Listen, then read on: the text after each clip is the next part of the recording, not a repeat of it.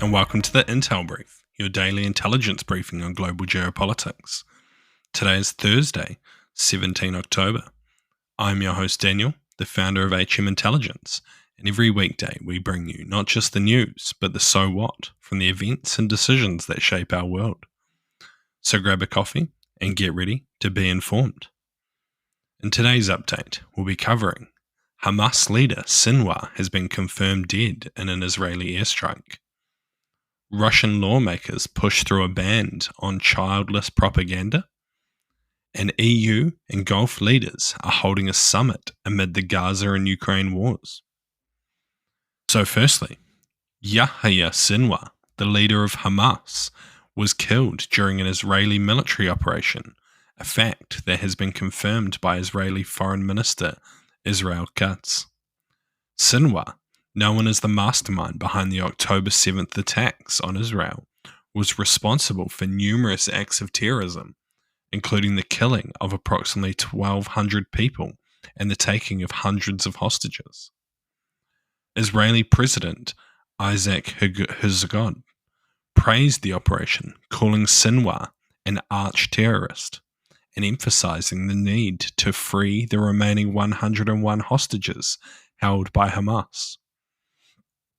Sinwar's death was noted on social media by both Katz and the Israeli military.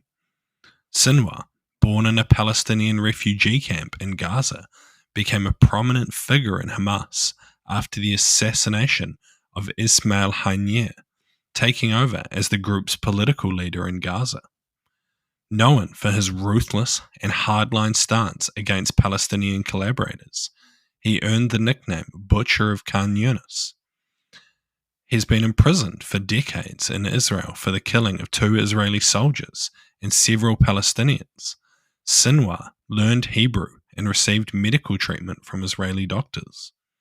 He was released in 2011 amid a prisoner exchange for an Israeli soldier, and reports suggest that he even spoke Hebrew to Israeli hostages after they were taken on October 7th. So what? This is likely a significant blow to Hamas, as he is the final high-level figure that was around before the October 7th attacks.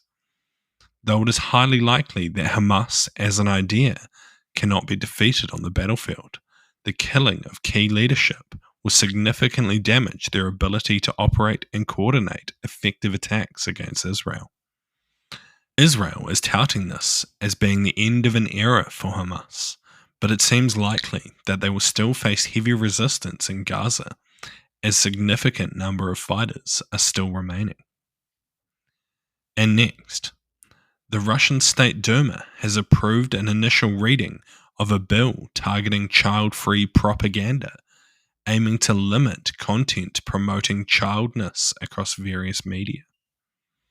The Duma speaker emphasized the importance of shielding younger generations from ideologies that may promote childness. He noted that this legislation is part of a broader effort to safeguard traditional family values and protect children. The bill marks a move by the Russian government to control narratives around family planning as the country faces declining birth rates. Under this proposed law, individuals found to be promoting child-free lifestyles could be fined up to 400,000 rubles, while businesses could face penalties as high as 5 million. Foreign nationals in violation of the law risk deportation. The bill's introduction follows the release of official data showing a significant drop in the Russian birth rate, now at a 25-year low. One of the bill's co-authors cited that 22% of Russian couples are currently childless, attributing this trend to what she described as manipulative technologies, encouraging the view that childlessness is normal. So what? I don't think it'll be a surprise to anyone that Russia is concerned about a decline in their birth rate, especially as they are losing large numbers during their ongoing war. And in true Russian fashion, they have taken an extreme approach to solving it by outright banning certain types of information. Even though Russia has been trying to prioritize their non Slavic Russians in the war, they are also facing the same challenges as other countries around declining birth rates, on top of losing large numbers of males in Ukraine.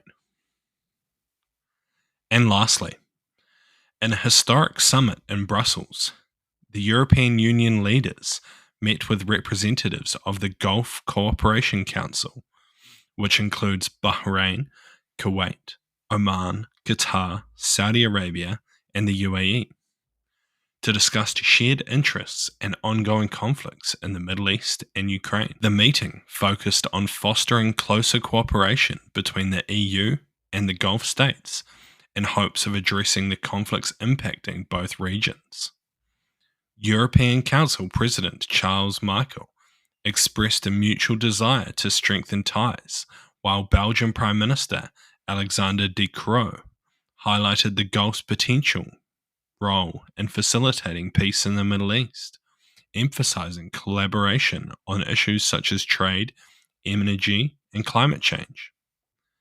EU Chief Ursula von der Leyen and Qatar's Emir Sheikh Tamim bin Hamad Al Thani both spoke about the importance of preventing further escalation in these conflicts.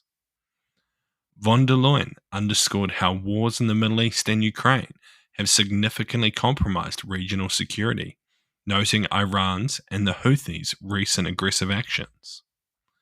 However, establishing a unified stance on Ukraine remains challenging, as some GCC countries maintain strong ties with Russia. Additionally, the summit included discussions on human rights, especially regarding Saudi Arabia, given their controversial record, including the 2018 murder of journalist Kamal Khashoggi. The summit marks an initial step towards reinforcing EU GCC ties and addressing global security challenges collaboratively. So what?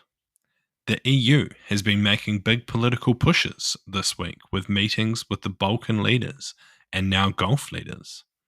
It is possible that this is due to the upcoming US election, which could result in a Trump victory that could also lead to a more isolated US foreign policy, making the EU need to reach out to other countries for support. Additionally, a number of Gulf states have made it clear that they intend to work with the West more, particularly around the current conflict in the Middle East, something that European leaders will be looking to capitalize on. Thank you for listening to the Intel Brief, your daily intelligence briefing on global geopolitics, brought to you by HM Intelligence. If you want to support the podcast, tell your friends to help them stay informed and leave us a 5-star review. Or if you want to learn more about intelligence, why not take one of our courses? They're all online, self-paced and affordable. Thank you for listening. I've been your host, Daniel, and I'll see you next time.